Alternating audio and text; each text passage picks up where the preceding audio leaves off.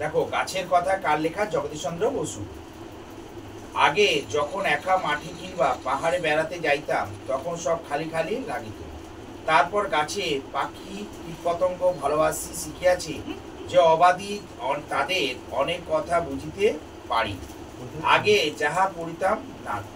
আগে কি হতো, আগে যখন একা মাঠে কিংবা পাহাড়ে বেড়াতে যেতাম তখন কি করতাম, খালি খালি লাগিত, নিজেকে একলা একলা মনে হতো।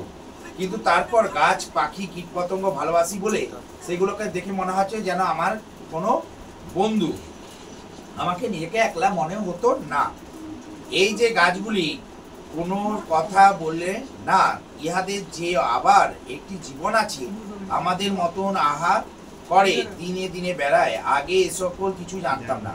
গাছেরও যে প্রাণ আছে, গাছও যে খাবার খায়, আমার মনে হতো আগে না। তারপরে যখন মনে হলো তখন মনে হলো আমার একটা বন্ধু আছে।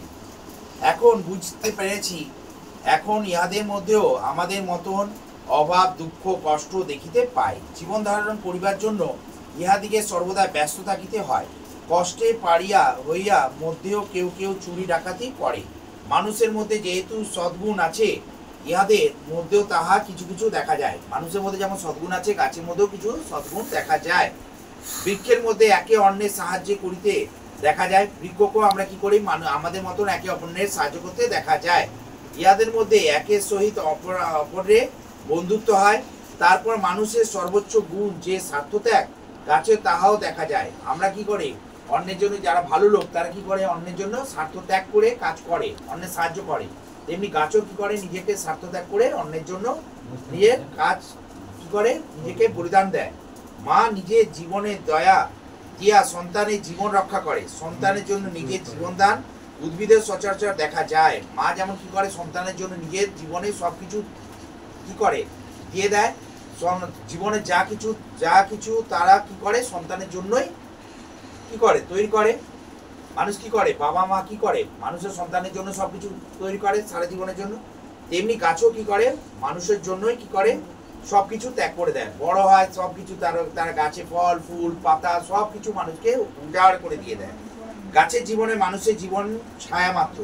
গাছের জীবনটা হচ্ছে মানুষের জীবনের ছায়া মাত্র। ক্রমে এই সকল কথা তোমাদের বলব। তোমরা শুষ্ক গাছের ডাল সকলে দেখেছো। মনে করো কোনো গাছের তলাতে বসেছো, ঘন সবুজ পাতা গাছটি ঢাকা ছায়াতে তুমি বসেছো। গাছের নিচে এক পার্শ্বে একখানি শুষ্ক ডাল পাড়ি আছে। এই ডালে কত পাতা ছিল, তখন এই কোনো শুকিয়ে গেছে। এই ডালে গোড়ায় রুই ধরেছে, আর কিছুকাল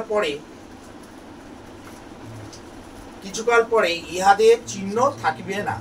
আচ্ছা বলো তো, এই গাছে আর এই মরা ডালে কি প্রভেদ?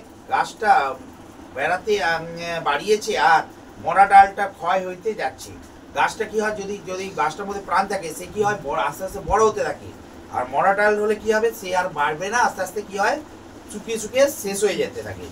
একটিতে জীবন আছে, একটিতে জীবন নাই। যাহা জীবন তাহা ক্রমশে বাড়িতে থাকে। জীবনে জীবিত আর একটি লক্ষ্য, এই যে তার গতি আছে, অর্থাৎ তাহা নড়াচড়া করে। অবশ্যই গাছে গতি হঠাৎ দেখা যায় না। লতা কেমন ঘুরিয়ে ঘুরিয়ে গাছকে জড়িয়ে ধরে দেখেছো? লতা গাছ কি করে, গাছকে দেখেছো, আকর্ষণ মতো ধরে ধরে উপরে বড় হয়, জড়ি জড়ি উপরে উঠতে থাকে। জীবিত বস্তুকে গতি দেখা যায়, জীবিত বস্তু বাড়িয়ে থাকে। কেবল ডিমে জীবন কোনো চিহ্ন দেখা যায় না।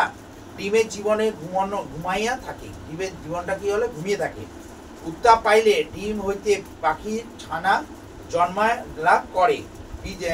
বীজগুলি যেমন গাছের দ্বীপ, বীজের মধ্যেও এরকম গাছের শিশু ঘুমাইয়া থাকে। বীজগুলো হয় কি হয়, ডিমের মতন।